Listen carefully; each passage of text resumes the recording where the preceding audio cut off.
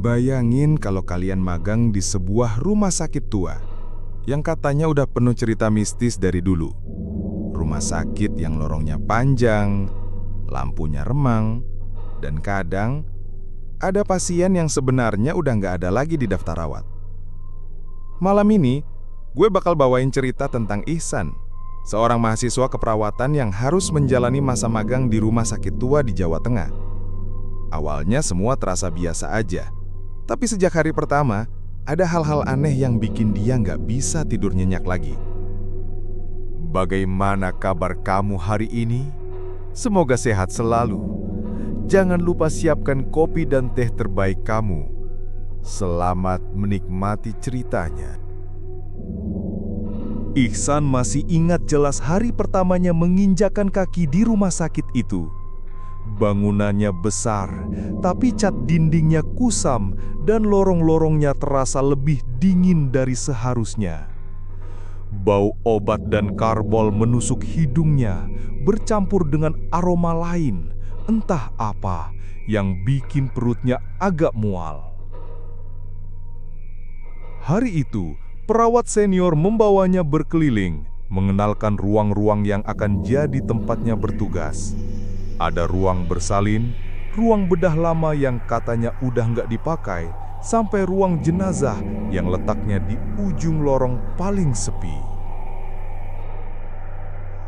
Tapi ada satu hal yang bikin Ihsan terdiam. Di ruang tunggu lantai 2, ia melihat sebuah keluarga duduk rapi. Seorang ayah, ibu, dan seorang anak kecil berusia sekitar 8 tahun. Anak itu menatap Ihsan terus, tanpa berkedip. Senyumnya tipis, tapi justru bikin bulu kuduk berdiri. Ihsan spontan bertanya ke perawat senior, "Bu, itu keluarga pasien ya?" Perawat itu menoleh sebentar, lalu mengerenyit. "Mana, San? Ruang tunggu kosong kok." Dek, Ihsan terdiam. Padahal jelas tadi dia melihat mereka. Malamnya, ketika hendak pulang, Ihsan kembali melewati lorong yang sama. Dan kali ini hanya anak kecil itu yang terlihat. Duduk sendirian, kepalanya sedikit menunduk, lalu tiba-tiba mendongak dan menatap Ihsan. "Mas, temenin aku ya," katanya pelan.